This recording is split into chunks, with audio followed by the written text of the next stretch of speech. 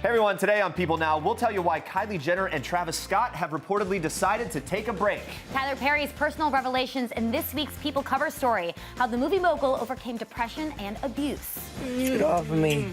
Get off of me. The happy newlyweds, Justin Bieber sharing an adorable Insta story with his wife Hailey Baldwin after their romantic wedding. I want to retain more of these characters rather than wash them away. Oscar winner Rami Malek and the stars of Mr. Robot celebrate the premiere of the show's final season. Lisa Ling exploring the possibility of highly addictive anxiety meds being linked to suicide. She explains to us. Plus, Go! crikey, it's the Irwins! Terri, Bindi, and Robert Irwin are here with their latest adventure. Now live today on People Now. Let's go.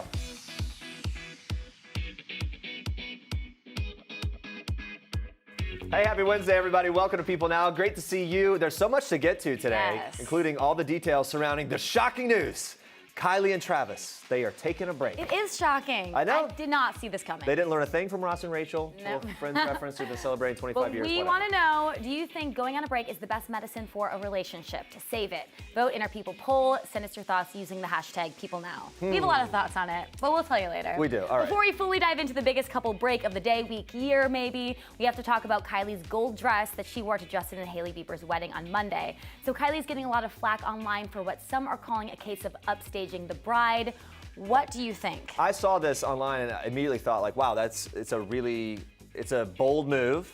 But at the same time, look, they all know each other, and you know what you're getting when that crew is coming to your wedding, yes, right? Yes, it is Kylie Jenner, but that's a dress you wear to, I don't know, an awards show, a Met Gala, maybe not a wedding. I don't know. I just think the way, it seems like they all get along really well. I mean, look, Yeah. It's a attention getting. It's a lot. It is a lot. It's a lot, no matter what. But I don't know. Is it a problem? I don't think so. Kylie Jenner wanted a second baby, but had trust issues with Travis Scott ahead of their split. We're going to kind of break this down here. Sources told People that the couple weren't on the same page when it came to their future, with their clashing priorities kind of contributing to this split. The source says there were several issues that made them decide to take a break. Kylie is all about family life and really wants a second baby. But while the makeup mogul is ready to settle down and expand their family, Scott is still focused on his booming music career. According to the source, the stress of their lifestyles put a strain on that relationship. Quote, she still has trust issues with Travis. He hasn't been giving her the commitment that she needs. And the source is saying that Travis isn't ready to give her all that she wants. So when it comes to relationship role models, Jenner is looking at sister Kim Kardashian West for inspiration, with the source explaining Kylie looks up to Kim and really wants what she has with Kanye. But there's still hope, with a source close to Jenner telling People that the two are not done and they are taking some time apart. According to TMZ, they first reported the news. The couple, who share one-year-old daughter Stormy Webster, reportedly decided to give each other space several weeks ago. Reps for the couple did not immediately respond to People's request for comment. Jenner and Scott have yet to publicly confirm that break. Instead, the Kylie Cosmetics founder shared a slideshow of photos on Instagram of herself and Stormy getting ready before Justin Bieber and Hailey Baldwin's wedding in South Carolina. That took place Monday evening, of course. Now, Jenner and Scott were last seen together at the premiere of Scott's Netflix documentary, Travis Scott, Look Mom, I Can Fly. That was on August 28th. The outing was a family affair as Jenner and Scott brought out baby Stormy. The rapper was seen giving his daughter a sweet kiss on the cheek as Jenner held her in her arms. The pair recently opened up about their bond for Playboy's Pleasure issue, with Jenner sharing, "We're always laughing or getting into deep talks." Jenner and Scott have been dating since they were spotted cozying up together at Coachella in 2017. Over the course of that relationship, Jenner and Scott have fueled engagement and even marriage rumors, as the Keeping Up with the Kardashians star often referred to Scott as her hubby. Scott also uses the term wifey to describe Jenner. We'll keep you posted as we find out more on that story. All right, Tyler Perry is opening up about trauma, triumph, and finding love. In this week's People cover story, the film mogul talks about how he has overcome depression and abuse that he experienced as a child to go on to build a billion-dollar movie and television empire, as well as find joy after becoming a father. Perry was raised in New Orleans with his three siblings by his mother, Maxine, and she was a preschool teacher, and her husband, Emmett, a construction worker. Perry reveals that his father, who he would come to find out was not his biological father, once beat him so severely with a vacuum cord, it ripped the skin off his back. I don't think I've ever felt safe or protected as a child. And that was extremely difficult because I knew that my mother wanted to make me feel safe and wanted to protect me. I knew that she loved me. I definitely felt love from her, but safe and protected. I can't tell you when. It's just like breathing. It was just always there. There was always tension. There was always hostility. There was always, you never knew which way the wind was going to blow with my father. Most of the times during the week, because he was working, it was pretty quiet, but the weekends were when the hell would start. Friday, Saturday, and Sunday, he would just be a whole other person. Wow, Perry says that he never felt respected by his father, never felt like a person to him. And Tyler says family would tell his mother to stay with his father because he was a provider. Tyler does now support him financially, but they have no relationship. Perry also opens up about the sexual abuse that he endured as a child, all before he was even 10 years old. He says he was raped by family acquaintances, and that at the time, he didn't comprehend all that trauma. I didn't know what was happening. I didn't know what was going on or the far-reaching effects of it. But the way I was growing up, I just moved through it. Go on to the next thing. You're okay. Oh, boys don't cry. Shut up, move on. And unfortunately, what happens with men, and in my case, holding on to all of that, not knowing what to do with it. Perry adds that because of the abuse, there was a lot of anger in his teenage years and his 20s. He sunk into deep despair and attempted suicide as a teenager and looks back on the ordeal in amazement. He says, quote, "If any of it had worked, my attempts to kill myself, I would not have gotten to the other side of all the horror. I believe that everything, there's an opposite. So for all of that pain and hell that I was going through as a child, there had to be beauty. I tell anyone who is in pain, just keep going. One little step is a step." Wow, we'll have more on Tyler Perry, his upbringing, his new studio in Atlanta, and how becoming a father changed everything for him later on in the show, and if he will ever bring Madea out of retirement. I think he will. A lot of fans would love to see that. All right, it's been a little over a week since Ashton Kutcher's ex Demi Moore released her bombshell memoir, which details allegations of cheating and threesomes during their 8-year union. But despite the shocking revelations, Kutcher and his wife of 4 years, Mila Kunis, are taking the high road. A source close to Kunis says Mila and Ashton are very much in love and have a strong and committed relationship. Neither is in favor of adverse publicity, but the book and Demi's TV promotions didn't do anything to shake their strong bond and love for each other and their children. Over the weekend, Kutcher and Kunis went to the happiest place on earth. On Sunday, Ashton shared a selfie on Instagram of himself and Mila smiling at Disneyland in Anaheim, California, with the Sleeping Beauty castle in the backdrop of that photo. He captioned the pic in part, "Magical weekend." A source tells People the couple's kids, daughter Wyatt and son Dimitri, were with them. They said they were a very cute family. A source close to Kutcher says the actor has moved on from that whole controversy regarding Demi Moore, revealing Ashton is not going to let someone else's personal issues or remarks about him get in the way of his life. Ashton has enough on his plate. He has a great life now. That is what counts. And something tells me not really so much of a surprise overall. All right, moving on to this. What is that? Go inside. Get off of me. Get off of me. We're married now. No more love now that we're married.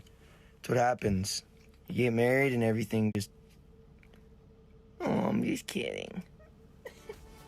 Obviously joking. Justin, still the jokester, post-wedding, still very much in love with his wife, Hailey. Justin sharing that adorable Insta story. Hailey Baldwin has long been in love with the Biebs. Now she's gotten her happily ever after. A source tells People exclusively, marrying Justin is Hailey's dream come true. She always had a crush on him, and she was so happy and excited when they got a bit older and dated. But after they split in 2016, Hailey was left heartbroken. A source telling us Justin wasn't in the right place to be in a healthy relationship with anyone, and she was really upset with him. When they came back together, it was everything that she had been praying for. A little more than 1 year after the singer and model tied the knot in a New York City courthouse, the couple celebrated with a larger ceremony in front of family and friends. That was on Monday, exchanging vows as the sun set at the Montage Palmetto Bluff in Bluffton, South Carolina. Justin and Hailey said their I do's in front of 154 guests, including models Kendall Jenner, Jaden Smith, Justine Skye, as well as Justin's manager, Scooter Braun. The two tied the knot at Somerset Chapel, and following the ceremony was the party, which you can only imagine was completely epic. Following the festivities, Justin shared a few images from that night on his Instagram with the caption, "My bride is fire," with a fire emoji. A friend of the couple tells us that they really are two kids who are crazy in love, and Hailey just wants to build a loving, happy home and family with Justin. We wish them all the best. Yeah. I think they're having a lot of fun. And Jeremy, that's another couple that took a break, got back together, worked out for them. Kind of goes with our question of the day. Theme here today. Is it a good idea or not? Worked out for them. has worked out for others. Will it work for Kylie and Travis? We'll see. discuss more in a little bit. But first this, Princess Beatrice excitedly planning her wedding to Edoardo Mapelli Mazzi after announcing their engagement last week. Yeah, Mazzi proposed while the couple was on vacation in Italy in September. A source tells People in this week's issue it's such happy news. All of her friends are delighted. Yes, and the news of the engagement is especially joyful following a difficult period for Beatrice, who went through a painful split from American Uber executive Dave Clark in 2016 after nearly a decade of dating. He then went on to marry advertising executive Lynn Anderson 2 years later. A friend says she was so devastated by that, so it is really lovely to have this. Beatrice's family were reportedly completely shocked by Beatrice's breakup with Clark at the time. She even moved to San Francisco and then New York City to be with her boyfriend as he climbed the ranks with the Uber app. A source tells People, I think it was very hard for her when she split up with Dave. It was tough on her, and it must have been difficult as the eldest to watch her little sister go down the aisle. Beatrice's younger sister, Princess Eugenie, tied the knot last October. Beatrice played a special role at the ceremony, giving a poignant reading. Her friend tells People, quote, Beatrice was very strong on that day, and she was showing incredible love and unconditional support. The sisters are different, but there is incredible closeness. They're very sweet together. And now it's Beatrice's turn to walk down the aisle as the couple plans to wed in 2020. She's also getting ready to be the first royal of her generation to become a stepmother. Her fiance, Edoardo Mapelli Mazzi, has a son named Christopher, who was born in 2016 with his former girlfriend, Dara Huang. Mazzi shares joint custody with his ex, who splits her time between London and Hong Kong. Huang said in a statement soon after the couple's engagement was announced, quote, I wish the best for Edo and Beatrice and look forward to uniting our families. A friend of Beatrice's opens up in this week's issue of People, revealing that the princess has embraced the child as part of her life from the outset, adding, Edo is easily one of the best dads. He's so involved, and Beatrice is already showing that she's a fantastic stepmommy. They've been on family vacations together with his son, and they are really happy. All right, Andrea, you've got more for us in Star Treks. Yes, I do. We are kicking off Star Treks today with one star who is still in wedding bliss. Heidi Klum is opening up about her magical Italian wedding to Tokyo Hotel guitarist Tom Kaulitz. It's been 2 months since the newlyweds tied the knot, but she's still on a wedding high. She tells People, quote, it was so beautiful and we had the best time. I wish we could have had more people. Heidi reveals her favorite part of the wedding was dancing the night away until 4 or 5 o'clock. But fear not, she says they were all barefoot, so no one's feet were hurting. That's very important. Following the wedding, the couple stayed in Italy for 3 weeks, so the fun did not stop for them. She says she's still wearing baggier clothes because she ate too much. That is very relatable. But Heidi isn't sad it's over because there's always more fun waiting around the corner for her and her family. She says between all of her kids, she plans 4 birthdays a year. She tells People they want a whole carnival in the backyard, and they do all these games. I'm always planning something. And her hubby is down for all of it. She tells People Tom is game for anything. She says the two of them are similar in that way and that he enjoys life and is very generous. Heidi admits she has finally found her partner and her Halloween costume partner as well. We all know Heidi goes all out for Halloween, and we are getting close to Heidi's famous annual Halloween party. This year marks the 20th anniversary. You know, she's gonna go big. The Halloween queen is opting for a couple's costume this year, but according to her, the look will take a total of 10 hours to put on. Heidi's costumes are always very dramatic and over the top, so she's taking it even further. Who knows what we'll be getting here? Of course, she couldn't reveal what she's gonna be, but if you're dying to know, she'll be showing the 10-hour process live in New York City on 34th Street at the Amazon store. Now, in the past, she showed up to her party as a cadaver, the 95-year-old Lady Godiva, Betty Boop, and the werewolf from Michael Jackson's Thriller video, just to name a few. And luckily, Tom will have it a little easier this year. She says she felt bad for him last year when he had to go full Shrek. But that's a great costume for both of them. It paid off. All right, watch this.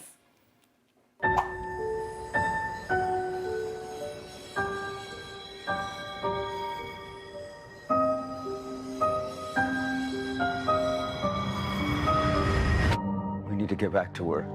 Very eerie. Mr. Robot is back, everyone. I was at the Mr. Robot Season 4 premiere last night. It's the final season, and the stars of the show were out to support. Look at them there.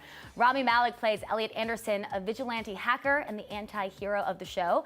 Now, Elliot's signature look is a hoodie with the hood up naturally. So now that the show is coming to an end, Rami says the hoodie will stay in rotation, and for a very cool reason. You know, it's odd. I thought I would never put those clothes on again, but I do take it out for a spin every once in a while. Yeah. Just out in New York, or? It's just comfortable wearing that hood after you've had it on for about 5 years. You think you want to just pack it up. but there's something that I want to retain about this character. I'm finding that as I get older, I want to retain more of these characters rather than wash them away. Do you think he's going to be out and about wearing that hoodie? He might. I guess so. His mom actually sewed the hoodie up for him, really sweet. And speaking of sweet parents, Christian Slater stars as the Mr. Robot, Elliot's other personality and imaginary friend. Now, Christian has had a pretty busy summer. He just turned 50 and welcomed a baby girl in the middle of August. So I had to get the latest baby update. You know, it's cleaning those bottles. I'm telling you, there's so many pieces to break down with that stuff that it's a milestone to get through it. It really, really is. Yeah, but it's just great. Oh, and an official milestone is that she's actually starting to really acknowledge us and smile. Which is a big deal. Yeah, before it would just be like these involuntary things, and now she sees and smiles, and it's a beautiful milestone to be a part of. Yeah. So adorable. Yeah, I also chatted with the creator and brains behind Mr. Robot, Sam Esmail. He's also married to the stunning Emmy Rossum, who's best known for her role as Fiona Gallagher in Shameless. Now, Emmy makes a cameo appearance in season 4 of Mr. Robot, so I had to pry a little, see what's in store. Plus, I asked about date nights. Watch. Well, I'm not going to spoil it for you. I think you guys should watch the first episode and you'll all find out. But best thing about working with her on this show? Best thing about working with Emmy on this show? I mean, you know, she sings from time to time at the house, and I always feel like I'm like lucky to be able to hear her voice because it's so beautiful, and we haven't actually seen it on film or TV in a long while. So I think if you guys tuned into the first episode, you'll be happy for all those. So I know I watched an interview. A lot of the cast was gushing about your relationship, saying it's goals. What does a date night look like on the town, you and Emmy? Well, she picks like the best restaurant because I don't know anything about restaurants. And then sometimes we'll go to a movie afterwards. But honestly, 9 times out of 10, we'll come back and we'll do the New York Times crossword puzzle, which is like our favorite thing to do right now. That is so adorable. It kind of makes sense, right? Yeah. The 4th and final season of Mr. Robot premieres on USA on October 6th. And those are your Star Tracks for today. All right, guys, stay with us. Is Tyler Perry bringing Medea out of retirement? He's sharing some insight coming up. Plus, the Irwins are here live. We're going to get some updates on everything going on with them, including Bindi's upcoming wedding. We can't wait. Stick around. All right, we've been asking you if you think going on a break is the best medicine for a relationship in our People poll. Let's take a look. I'm curious about this. No. Well, I would say if you take a break, I feel like a breakup is right around the corner. We were kind of talking about that. I think more times than not, it just stays off. Yes. Right? But sometimes there are cases where it helps. We're also saying it might be a difference if you view it as a breakup or just like, hey, we're kind of separating to feel it out. So I don't know. And Twitter obviously has some thoughts on this, as Twitter does on everything. One person tweeted, I'd have to say no since my ex-boyfriend married some random chick while we were on a break. Oh no, that's terrible. Someone else tweeted, there is no taking a break, well, not a clean break, when you already have a kid together. Even if the relationship doesn't work out, they will always have regular contact because of their daughter. Yeah, that's a good point. I don't know. Anyway. It's an interesting topic. Yeah, wish him the best. Keep voting, guys. For now, though, we move on to this. Tyler Perry has built a $1 billion film and television empire and has found love and joy as a father. But in the latest issue of People, Perry reveals how he had to overcome abuse and trauma as a child. There were times where things were so bad that Perry would crawl under the front porch of his house. He says that's when he let his imagination take him to another world, a world without a violent father, predators, and pain. Take a listen. That's where my gift to write came from. It was in the heartache, in the hell, in the pain, in my mind, no matter what was happening to me, be it sexual abuse, whatever was happening at the time, in my mind, I could go and be somewhere else. That happening to me as a child, using my imagination, I could create these worlds and stay there for hours. It's like I'm a spectator in these beautiful, amazing worlds. So that's why I'm able to write so quickly. That's why I'm able to do things so quickly. It's going back to the trauma, using the trauma of that, and now it's become a gift. Perry would go on to create his most famous character, Medea, the sharp-tongued Southern matriarch, who Perry says is kind of a mix of his Aunt Mayola and his mother Maxine, who throughout his life was his biggest fan. And Perry reveals many of his characters were inspired by his mother, saying, every time I wrote a movie and one of the characters was a black woman who's in a bad situation or she's been hurt or abused, it was all subconscious for my mother. I wanted her to understand that she was worthy of more than what she was living in. Perry's mother passed in 2009 at the age of 64 due to complications from diabetes. 50s, he still grieves her death, saying, "Sometimes I wake up from crying because I miss her so much." Still, Perry is grateful his mother got to see all of his success, but wishes she'd gotten to meet his 4-year-old son, Aman, who he shares with his longtime girlfriend. Aman is Perry's greatest joy. He says his son has mellowed him. Watch this. He's been my healer through all of this. So when I think about my father, I'm trying to look at it now through the lens of this beautiful person that I'm raising, but it makes it harder because I wonder, how could you be so cruel to something so pure? I was a kid. I was pure and happy and joyous inside of all of that hell. I guess nobody told you that I'm Madea. Mud to the damn D-E-A. You understand that? My son has not seen Madea yet, and I've been trying to keep it so. Listen, I can't wait for that conversation, but no, I'm sure some ratty-ass kid at school is going to tell him, "Your dad is Madea." So I don't know. We'll see what happens. So Perry did retire the famous character after this year's A Madea family funeral, but will we ever see Madea again? Take a listen. The only reason to do it, even then, was for what it was doing for the people. That she had something to say. I'm telling you, the messages and the letters that I've gotten from people, bringing joy and laughter and lifting people, stay that course. So as long as it's doing that, it had its purpose and its power. When it stops doing that, then it's gone for good. But as for right now, I'm done. So we'll see. So there's hope. We could see Madea come out of retirement. Fingers crossed. Yeah, I think it's going to happen. For right now, though, Perry's keeping busy as he fulfills his dream of opening the 330-acre Tyler Perry Studios in Atlanta, as he continues to be one of entertainment's most successful moguls, and of course, a doting dad and grateful son. I'm doing this video because when you are better, you come back and look at this video and see how hard it was. That just not being depressed, not being anxious, and not having to struggle every day is truly a gift. That's truly all that matters. What do? Where do we go from this point? Lisa Ling is back with season 6 of This Is Life with Lisa Ling, and she's exploring hot topics such as porn, swingers, gangs, and our fascination with identical twins. Now, in this week's episode set to air on Sunday, she takes a look at the benzodiazepine addiction that the country is facing. And in the clip you saw earlier, Lisa is watching a video of Jonathan with his mother as he struggled with a benzo addiction before he died by suicide. I asked Lisa what was the most shocking thing she learned while spending time with Jonathan's family. Watch. That this guy just went in for like a sleep issue. It's not even like he was a chronic insomniac. And after a matter of months, he was on so many medications. And the thing about benzodiazepines, when you get the literature, it says it can provoke suicidal thoughts, right? And when you hear that, often we just sort of brush it aside. Suicidal thoughts, what are suicidal thoughts? What it doesn't say is that they can produce suicidal ideations. And when you are experiencing such pain, there's this voice inside you that says, the only way to free yourself of this pain is to take your life. And so my feeling is that a lot of the suicides that are being reported, I always wonder, and I always ask when I can, whether that person may have had benzos in their system or may have had a history of benzos. Because I think there's something happening that we're not properly addressing.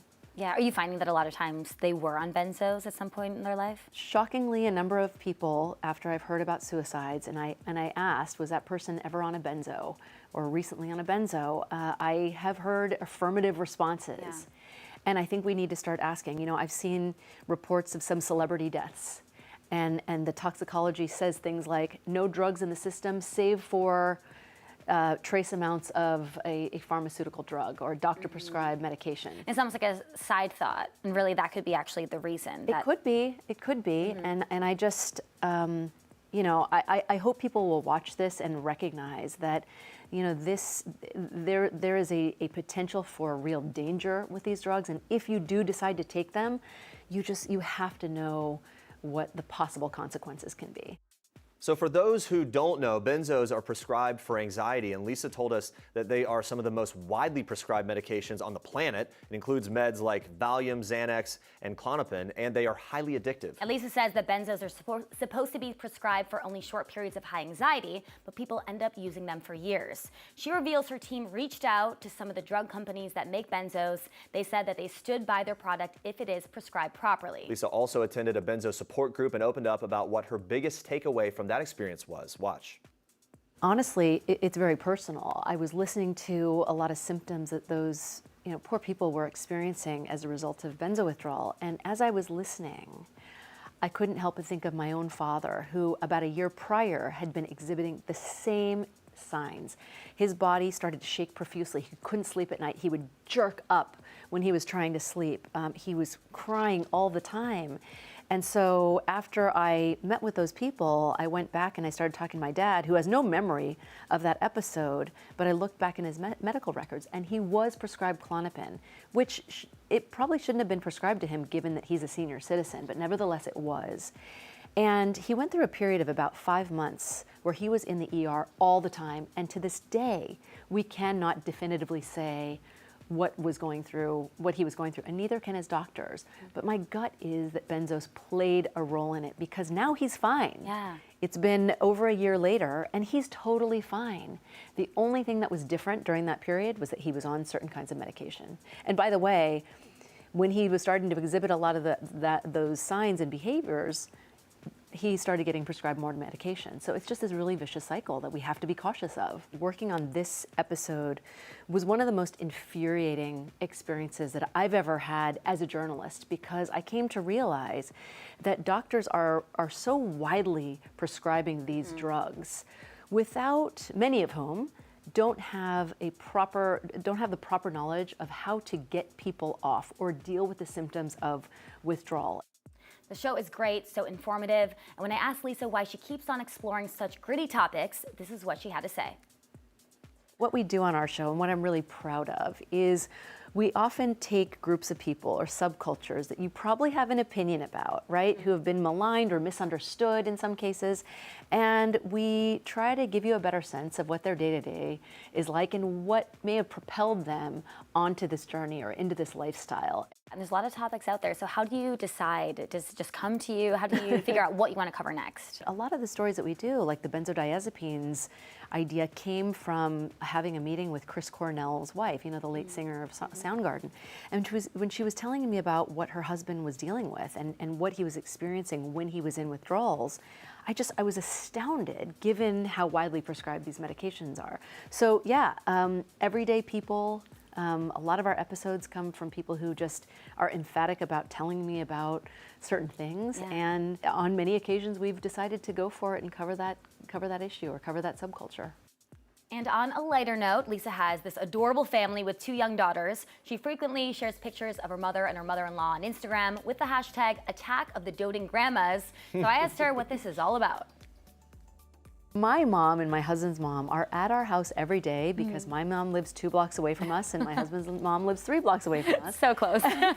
And they are women with very strong opinions about all things child rearing, and so there's never a shortage of them, their presence in our lives, and I'm really grateful for it because both my husband travel a lot, and so I'm really lucky that I have family that's so close. And my husband's mom is 87 and her grandkids are 6 and 3, and so I recognize that she may not be around long enough to experience, my daughter's sweet 16 or things like that. And so I really want to take advantage of having them close to me as long as I can. Do they ever over-spoil the kids? Oh, God, yes. Yeah. How do they spoil the kids? Both of our parents, my mom and my husband's mom, they were so strict with us as kids. But now when we try to be strict, they're always like, just let them have the ice cream and let them stay up another hour. And we're like, why didn't you let us I know. do that? My mom was super strict too. Sorry, Mom, but you really were. So my kids like to hang out with their doting grandmas. You can catch Lisa Ling in This Is Life with Lisa Ling, Sundays at 10 p.m. Eastern on CNN. All right, on to this. The Real Housewives of Orange County aired last night on Bravo. We sat down with Gina Kirschenheiter to get the scoop on the tough season that she's been having and a lot more. Watch. Tough season for you, right at the top of the show. You were arrested for a DUI. Things with your ex-husband obviously went south as well. Your friendship with Emily hit a bit of a rough patch. Yeah. At any point, did you sort of regret being a part of the show? Oh my gosh. No, I mean, I think I just regretted being a part of my own life this year. Regretted some life decisions, but okay. Yes, but no, I did have regrets, about obviously making very bad decisions. The DUI I'm not proud of. It was not my finest moment by far. So that was really tough to deal with. But honestly, you know what? I look at it like, okay, I feel fortunate that I have the show and I have a platform to show people, you know, you can make mistakes, but you can pick yourself up, and it's not about bad decisions, but it's about how you handle, you know, the fallout. I don't have my license, which is probably the biggest blow. How are you getting around? Are you doing like Ubers and Lyfts all the time? Yeah, Are you? I am, yeah, for sure. And friends, you know, I have friends who drive me here and there, and thank God I can depend on, you know, people like that. I'm close enough to walk my kids to school, fortunately, so I get them to and from school every day, walking them.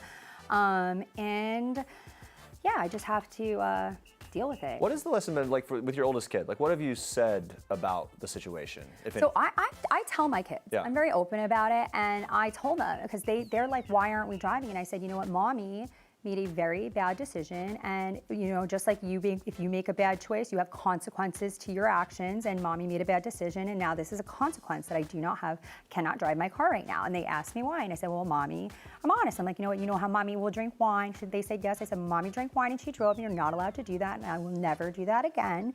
And this is the consequence, you know. So they're pretty receptive to it. They're pretty sharp, my kids, so they know. The only thing is, like the other day, I know Nick like told somebody like, oh yeah, mommy can't drive because she drank wine, and I was like, oh my God, but it is what it is. I did it. Yeah. So let's talk about the show a little bit. So last week, Kelly Dodd hit you on the head. What was going through your mind when that happened? I mean, that was rough for me. That was a tough moment for me. I saw red. I'm not gonna lie.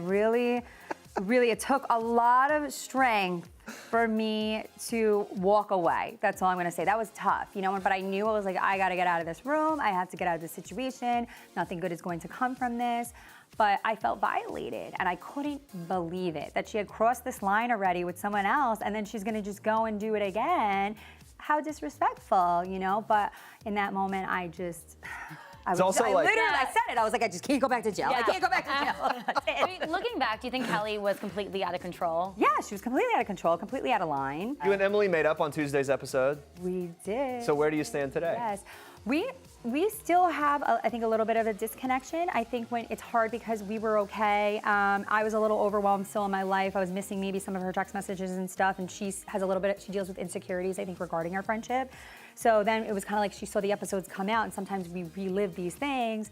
You know, she said a couple things on social media I didn't appreciate. She's, you know, reached out to me. We had lunch together. We think we're good, but then I'll see something on social media. You know, it's difficult, but at the end of the day, I do think that Emily and I have a lot of love for each other, and we have this like connection because we started this together, and we are friends. Really are friends. Yeah. And I think that unfortunately, when you really have friends, sometimes you really have issues. I'm obviously a person who just like hangs on for a long time, so I think we just have different styles, you know. Yeah. But I think we'll be okay. All right. That's good to hear. There's been a lot of chatter about your interview looks this season. What do you say to the haters? They're terrible. Well, no, I say you're right. Like they're terrible. They're so bad. I don't know what is going on. For the life of me, like I just have accepted that that's just not my thing. Like the interview looks are just not my thing. And I obviously should have never dyed my hair platinum. I don't know what I was thinking there. So I don't know, guys. I mean, I'm telling you, I really give good effort. And were you under bad advisement, maybe? Maybe that's what I think originally, perhaps, yeah. But I've yet to see a look in one of those interview chairs that I think I look even remotely like my actual self. And it's so sad because I'm like, look at me on camera. Even when I'm like wearing minimal makeup, I'm like, I could have just sat in the chair then and it looks better. And then it's like some of these, and they look like some of them, they rolled me in for them. I promise, guys, I'm trying to work it out. Yeah. I promise you. We also spoke with Gina about her new boyfriend, Travis Mullen, who she just went Instagram official with. We already shared from her interview that they were set up by a mutual friend, and they've already met each other's 3 kids each, so that's 6 kids total. Doing the math. Yeah, but what's the biggest challenge for Gina when it comes to dating at this point in her life? Watch.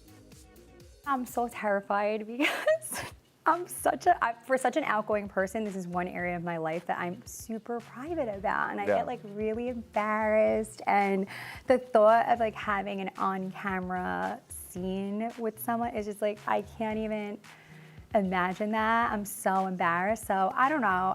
That's probably my the biggest difference is I don't even want to have to do this off camera. Now I got to do it on camera, you know? But fortunately for me, we met after this season was over. So I don't know if he's comfortable enough to film. I'm not going to pressure him about it. But if he should want to participate in any level with this crazy thing, then we'll be more comfortable at least. I can't do like what Dodd and Shannon do with all these dates. I mean, I would die. I can't. County, Tuesday nights, 9 p.m. Eastern on Bravo. Now watch this.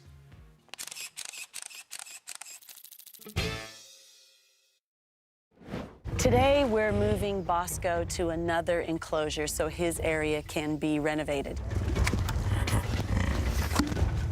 This is actually a really big moment for me personally because this is the biggest croc I have ever head jumped, and it's all about timing. Everyone come in, okay, whenever you are ready, Robert, I'm happy. All right, jump team ready? Go! Oh my God, that was a big moment for me personally when I realized I'd never quit my day job to do that. Season 2 of Crikey, It's the Irwins premieres Saturday night on Animal Planet. The Irwins, Robert, Bindi, and Terri join us right now. Thank you for being here. You survived. Yes. We don't want to spoil the watch ending. the show to actually see what happened. I mean, that clip is so intense. Are you scared of anything? I don't know, well, traffic, like cars scare me. That actually really does. But no, the crocodiles that we have at the zoo are amazing. And it's definitely somewhat intimidating, certainly. There's such a powerful animal, you've got to have the utmost respect for them.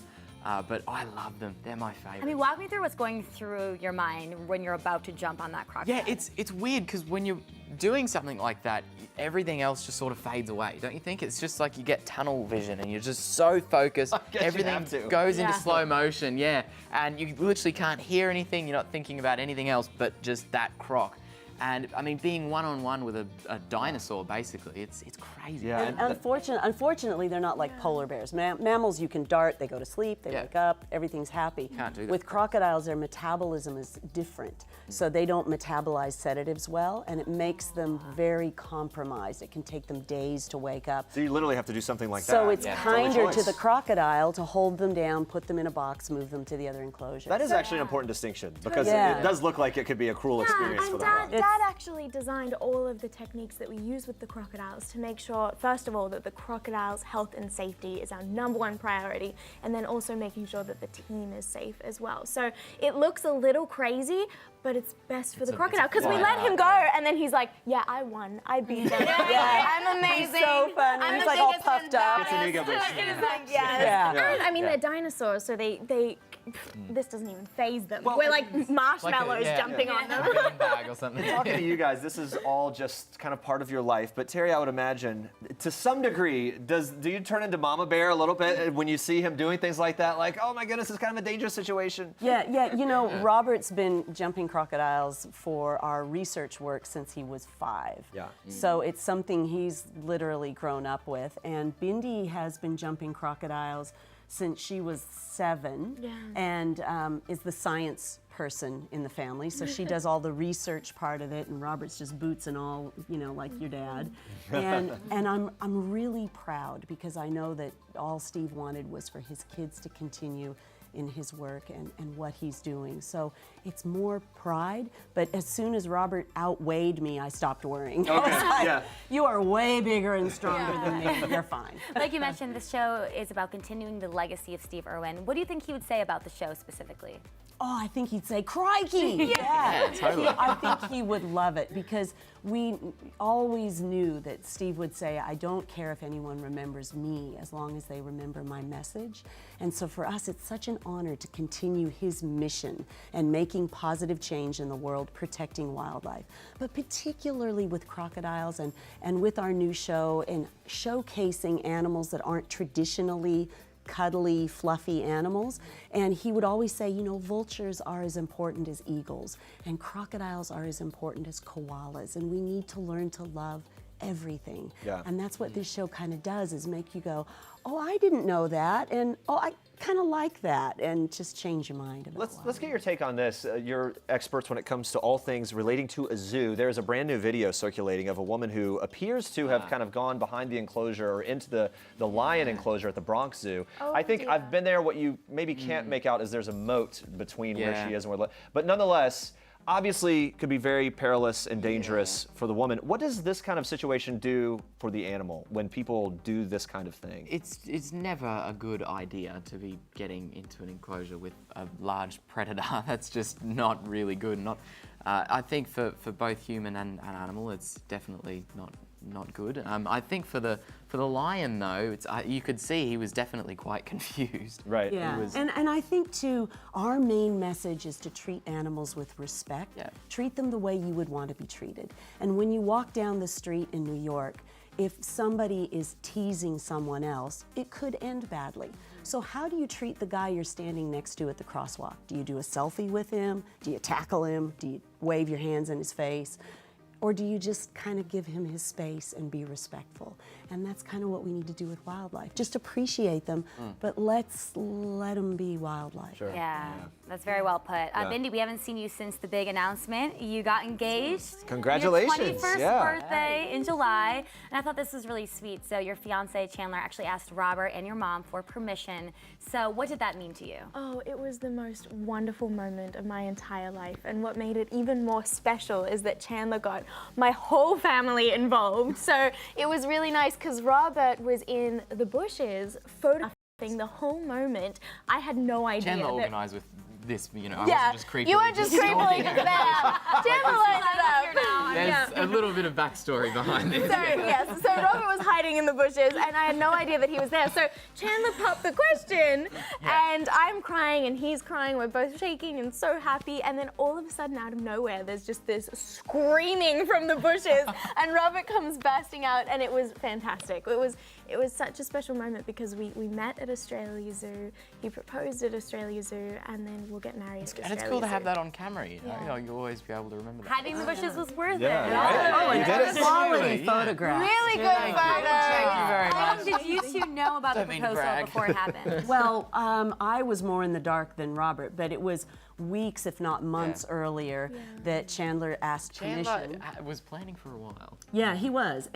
And I love the way he got our permission. So first he did a picnic, and we sat down for this picnic, and then he asked, and of course we love Chandler, but I thought the asking was well done because there's like a cheese wheel. And We're not going to say that. Good move. I'm in. Yeah, right? Like win them over one way or another. Yes. You posted about saying yes to the dress. It looks like it was kind of like a long sleeve lace type thing. So Is that a good description? That is. Anything else you can tell us about it? Definitely. Okay, so the dress is really special because it kind of pays tribute to my beautiful mum's wedding dress. So when mum married dad, she wore the most gorgeous lacy wedding gown, and so my dress is quite similar, and I'm really excited to kind of have that feeling with my own wedding. It's not a khaki dress. She didn't go that far, but it's I did still not.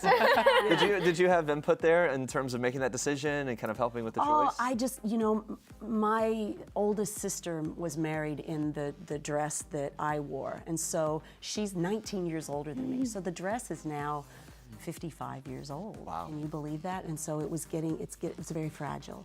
So Bindi said, I love your dress, but I'm afraid I'll hurt it if we try to resurrect it for another wedding. So it was Bindi's idea, that kind of more old-fashioned princess. And mum was there helping me to pick it out because, as a girl, you want to make sure that it's perfect. And it was funny, I was really nervous because, I don't wear a lot of dresses. So how do you know when it's the right dress? I tried dress after dress, and then finally I put this one on, and we both started crying, and I think that's how you know. Yeah, that's a good sign. We just burst into tears. We'll pass that information on if anyone's getting married. Yeah, right. When you start crying, you're on a win. Yeah, we know that, Robert, you're walking her down the aisle. I am, and then yeah, you it's said gonna that be you awesome. want to incorporate your dad in some way. Do you know any specifics of that yet? I think it would be really special to include Dad throughout the ceremony and the reception. I want to make sure that he's there with me in a way, and I think that he lives on in everything that we do at Australia Zoo. So I really hope to be able to honour him and pay tribute to the most amazing dad on the planet. We were really lucky. Well, you guys do such a great job honoring him, even when you're here every time, and your legacies as well as his continue. Thank you for sharing with us. Thanks. So and good to enjoy talk. the show, Kylie. Yeah. All right, guys, so everyone can make sure to watch them on Crikey, It's the Irwins, premiering this Saturday, October 5th, 8 p.m. Eastern, and every Saturday after that on Animal Planet. Check it out. All right, coming up tomorrow, she is forever your girl. Paula Abdul joins us live to talk about her new Vegas residency. Plus, jeweler to Bachelor Nation, Neil Lane is also here live. He's sharing his tips on how to glam up your own wedding. Thanks for watching. We'll see you tomorrow. Bye, guys.